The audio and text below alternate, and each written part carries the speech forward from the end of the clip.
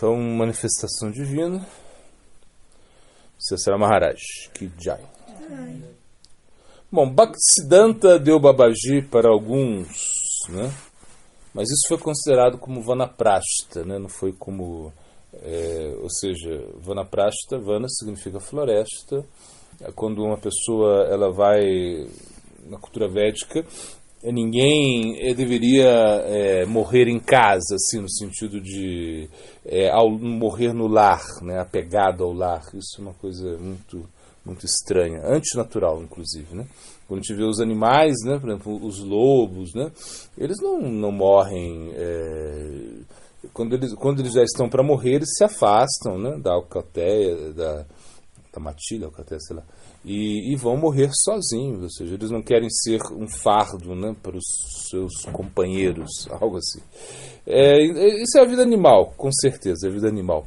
Mas a gente tem um pouquinho a aprender com isso, ou seja, que na hora da morte, né, nós devemos ter a consciência em Krishna, ou seja, a nossa consciência tem que estar ali, muito conectada com Krishna. Se nós estamos muito apegados, né, aos nossos familiares, né, aos nossos negócios, a tudo aquilo que nós estamos fazendo, isso vai nos atrapalhar muito, né? Krishna mesmo ele diz, né, Jajam vapish maranam bhavan tejantiyante kalevaram tantayavati konte tat sadbhava bhavitaha. Ou seja, o que você vai pensar na hora da morte? O que você vai... qual é a consciência que você vai ter na hora da morte? Isso é o que, na realidade, a vida se trata da morte. Nós estamos vivendo, estamos nos preparando para a morte, ou seja, para essa transição. Então, a gente acredita que realmente esse é um momento muito especial. É um momento que deveria ser, né?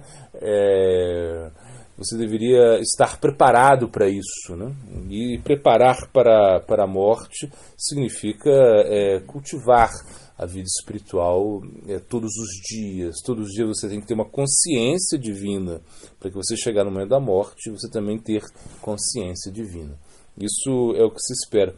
E na realidade o Vanaprastha é isso. O Vanaprastha significa que depois dos 50 anos, né, assim, mais ou menos, não tão rígido assim, mas o casal, né, o pai e a mãe, enfim, eles vão para a floresta, ou seja, eles se retiram, né, se retiram da vida familiar os dois para praticar vida espiritual, para praticar austeridades, para estudar as escrituras. Então eles entram numa imersão, né, espiritual. Isso é algo muito bom, porque eles vão trabalhar a consciência deles, né, para a passagem, né, para essa mudança, né, que é a morte. Né. E isso, claro que os filhos já estão crescidos, já não vão ter mais essa demanda com os filhos. Né. Então, o próprio Bhaktisiddhanta, ele deu Babaji mais uma questão de Vanaprastha, ou seja, para essas pessoas ficarem retiradas, né. Agora era mais ou menos assim, as pessoas eles eram genuínos, eram praticantes genuínos, né, esses babajis que o próprio Bhaktisiddhanta deu, mas eles não tinham muita aptidão para pregar, né, não sabiam muito Siddhanta, ou seja, não tinham a capacidade de falar, né, então eles receberam Babaji Vesha, né, então diz que alguns ficaram em Vrindavan. E eles não tinham assim nenhuma malícia, não queriam, né, não eram esses babajis que queriam explorar, né, ganhar dinheiro ou fazer um show, né, de devoção, enganar mulheres. Não, eles não eram assim. Eles eram pessoas assim, o próprio Bhaktisiddhanta percebia, né, o caráter deles, e eles estavam assim muito empenhados, né, em praticar, né. Ou seja, eles queriam sempre, é isso que ele fala, cantar o santo nome. Eles não eram, mas eles não tinham capacidade para pregar.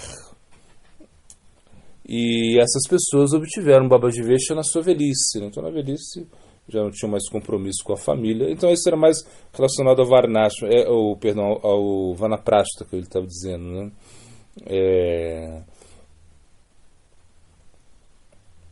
Então, aí Sesama diz que o Vaishnava Dharma, né, ele é estabelecido dessa maneira, né, Ou seja, quando você realmente entende que você passa por fases na vida, né? Então, tem a fase que você está aprendendo, né?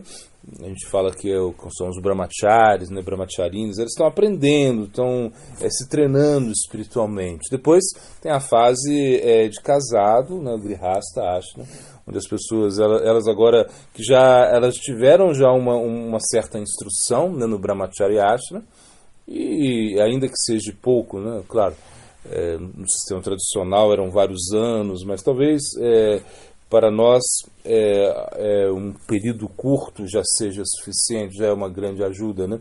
Aí você tem o casamento, e o casamento vai estar mais num contexto mais religioso, num contexto mais de você querendo colocar Krishna no centro, controlar os sentidos, né? Não ser uma coisa com mais responsabilidade, né? E depois, sim, essa fase que ele está falando, que é o Vanaprastha, onde você se retira, né? E ao final, Sannyasi, ou seja, a renúncia completa. Então isso é como uma coisa, é uma norma, né?